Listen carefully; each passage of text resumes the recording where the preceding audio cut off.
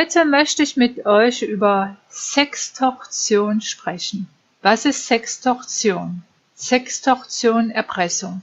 Ich habe das Wort diese Woche zum ersten Mal gehört und wenn ihr das gleich hört, was es ist, denkt ihr, naja, wir wissen, dass es das gibt, aber wie das heißt, wussten wir bis gerade noch nicht.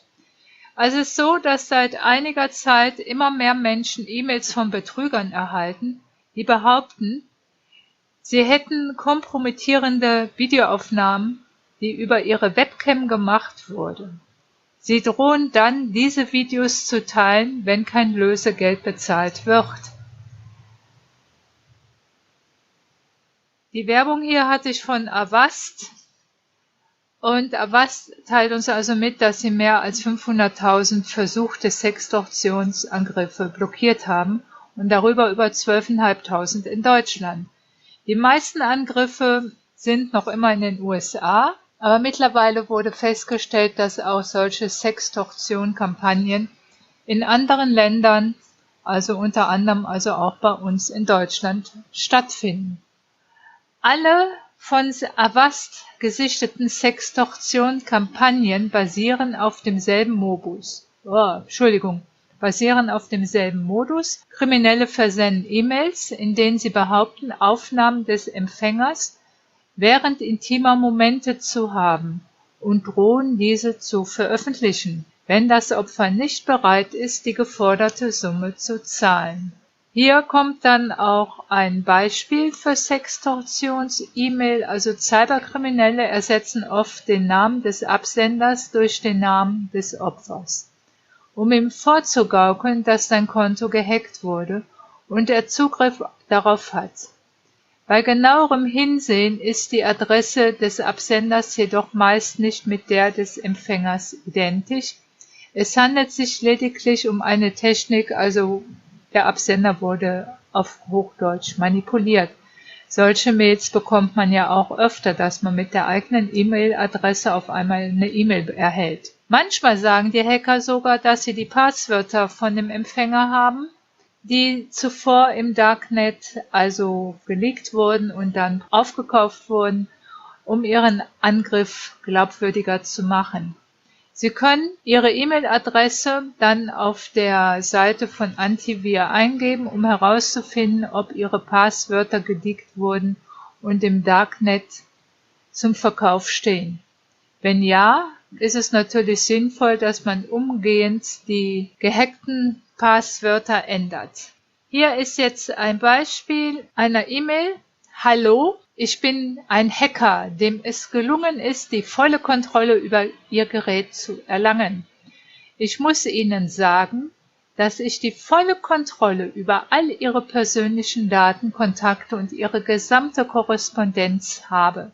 Außerdem habe ich die Aufzeichnung, die zeigt, wie Sie sich selbst befriedigen, auf der linken Seite des Bildschirms abgeschlossen und auf der rechten Seite sehen Sie das Video, das Sie sich angesehen haben. Mit einem einzigen Klick kann ich dieses Video an alle Ihre Kontakte in der Post und in den sozialen Medien senden. Ich kann Ihren Ruf und Ihr Leben ruinieren. Ich kann auch den Zugang zu all Ihren E-Mails und Boten veröffentlichen, die Sie benutzen. Wenn Sie sich fragen, was für schlimme Dinge getan werden können, denken Sie an all Ihre Freunde, Familienmitglieder und Kollegen und wie sie reagieren werden, wenn sie in dem von mir bearbeiteten Video masturbieren sehen.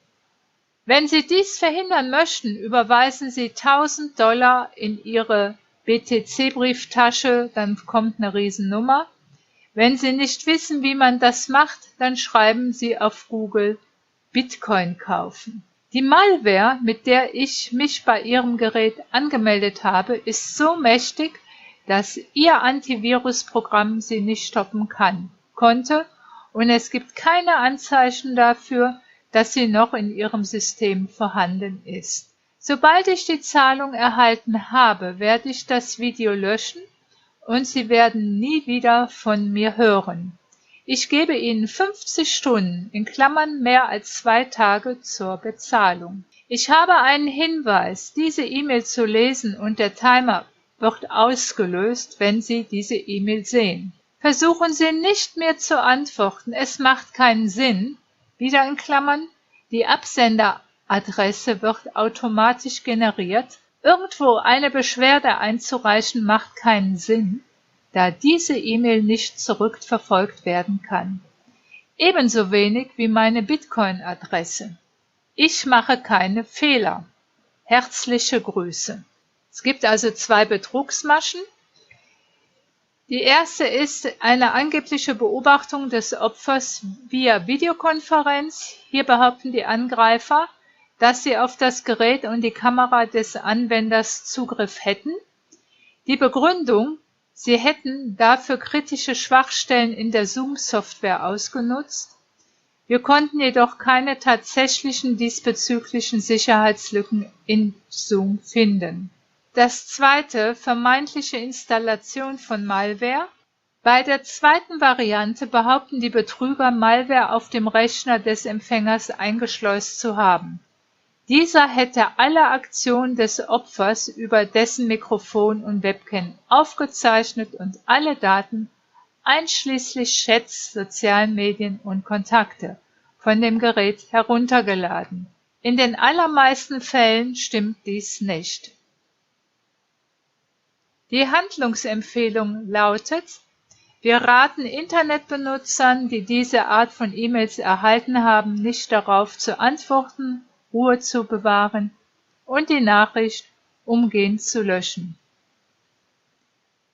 Tatsächlich sollten Sie bei den Sextortion-E-Mails wie bei Spam verhalten, da es sich dabei in der Regel um massenhaft versendete Falschmeldungen handelt, die von Cyberkriminellen stammen, die einfach nur Geld von denjenigen erpressen wollen, die auf diesen Betrug hereinfallen. Traue keinen,